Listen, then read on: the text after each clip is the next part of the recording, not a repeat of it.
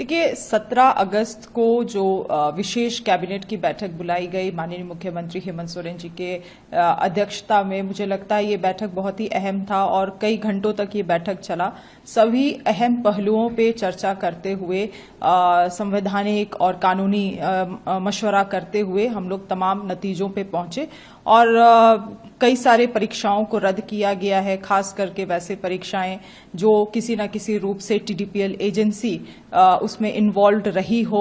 साथ ही साथ रिफॉर्म्स, क्योंकि एक बहुत बड़ा मांग था छात्राओं का, उसे भी करना जरूरी था, इसीलिए एक अलग से कमेटी की गठन की गई है आईएएस कौशल के अमिताभ कौशल जी के अध्यक्षता में, और एक जुडिशरी कमेटी की गठन करते हुए अन्य चीजों के फास्ट ट्रैक करने के लिए भी, फास्ट ट्रैक में लाने के लिए भी चीजों को किया गया है। तो हमें लगता है कि संस्थाओं पे विश्वास बना रहे, उसके लिए सरकार ने, झारखंड सरकार ने ये निर्णय को लिया है और मुझे आशा और भरोसा है कि आने वाले समय में इस निर्णय से न केवल झारखंड में मगर इससे होने वाली प्रभाव से अन्य राज्य भी और पूरा देश भी प्रभावित होगा। ये एक मॉडल राज्य बनेगा आज के समय में, जहां पे सरकारें लोगों की सुनती नहीं है, प्रोटेस्ट्स को सप्रेस किया जाता है, न्यूज मीडिया को दबाया जाता है। वैसी स्थिति में हमारी सरकार ने आंदोलन को एक सकारात्मक दृष्टि से लिया, उन सुझाव को लिए हैं और कार्य किए हैं, तो मुझे लगता है ये काफी सराहनीय है। जो और एग्जाम्स कैंसिल होंगे, इनके कॉन्सिक्वेंसेस भी होंगे, जो ऑलरेडी सिलेक्टेड या सर्विंग कैंडिडेट्स हैं, जो लोग नौकरियां कर रहे हैं, उन पर काफी नेगेटिवली इम्पैक्ट करेगा, उसको कैसे एड्रेस किया जाएगा?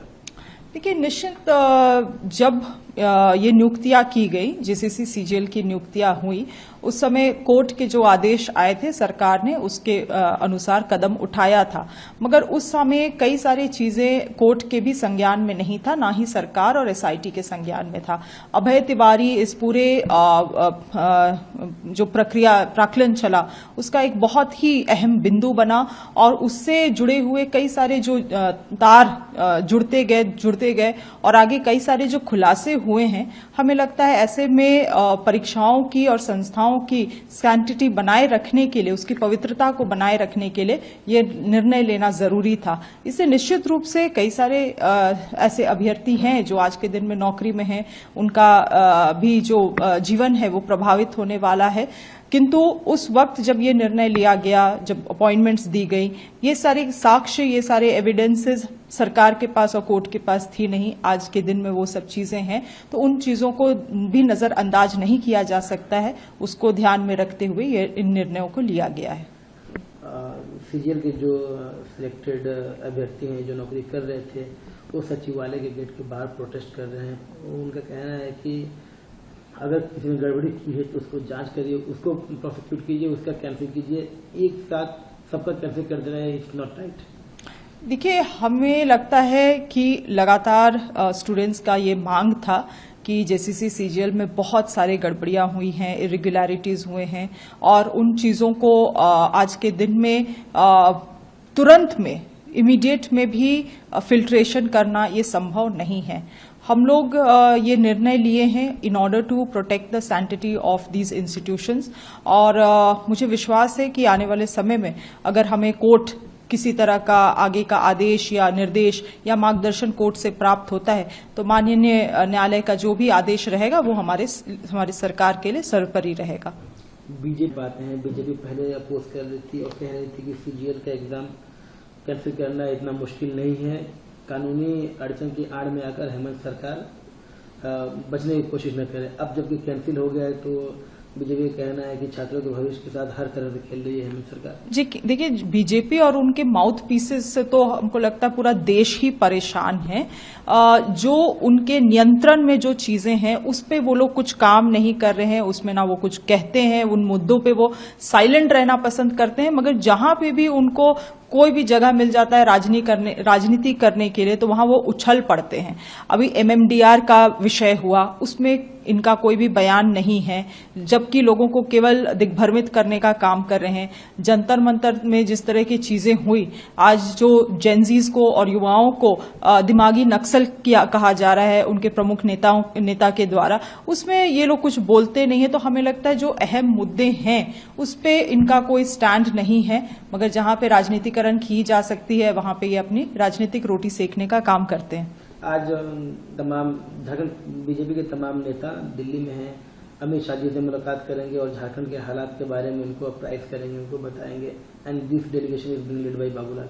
नहीं, मैं जानना चाहती हूं बाबूलाल मरांडी जी से, क्या बाबूलाल मरांडी जी बताएंगे कि ये एमएमडीआर संशोधन से क्या प्रभाव झारखंड और झारखंड के लोगों को और ये राज्य के अर्थव्यवस्था को पड़ने वाला है?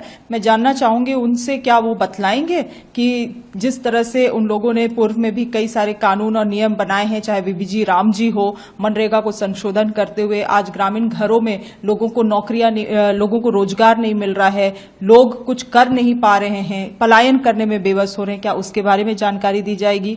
एसआईआर नहीं, आज झारखंड जैसे राज्य में 1.5 लाख लोगों ने इनुमरेशन फॉर्म में साइन करने से मना कर दिया है। इलेक्शन कमीशन कुछ अलग से अभियान नहीं चला रही है वैसे लोगों को, वैसे आदिवासी समाज को वोटर लिस्ट में जोड़ने के लिए, क्या इन चीजों के बारे में बताएंगे? तो मुद्दे तो अनेक हैं झारखंड में जिसके बारे में चर्चा होना चाहिए, समाधान होना चाहिए, but Babulal Marandi is only interested in how to do politics and somehow gain his chair towards becoming a CM in this state, but I think that portal for him has already been closed. Protesting students है जयपाल के मुंडा stadium में, सरकार की list आने के बाद से उन्होंने फाइनली डिसाइड किया है कि वो कॉल ऑफ करेंगे अपने प्रोटेस्ट को। कॉल ऑफ इन सेंस कि वो सस्पेंड कह रहे हैं कि 2 महीने के सस्पेंड कर रहे हैं और बाकी जो कुछ पॉइंट्स थे जो नहीं मानेंगे, जो रह गए हैं, सरकार को टाइम देते हैं 2 महीने के लिए, फिर उसके बाद से आगे की रणनीति तय करेंगे। नहीं, ठीक है। अब मुझे लगता है कि पहली बात तो सरकार ने इन स्टूडेंट्स का सभी बिंदुओं पे बहुत ही गंभीरता से चिंतन किया है, तब जाके निर्णयों को हम लोगों ने लिया है। इससे कई सारे लोग प्रभावित भी है, तब भी सरकार छात्राओं के हित में और संस्थाओं पर भरोसा बनाए रखने के लिए निर्णयों को लिया गया है। मुझे लगता है सरकार को स्थिरता चाहिए, कोई भी स्थिर सरकार ही डिलीवर कर सकती है, only a stable government can deliver. तो वो समय, वो स्थिरता सरकार को दे, क्योंकि मुझे विश्वास है कि ये छात्राओं को भी ये बात लगता है कि इसी सरकार में उनके साथ इंसाफ, जस्टिस हो सकता है।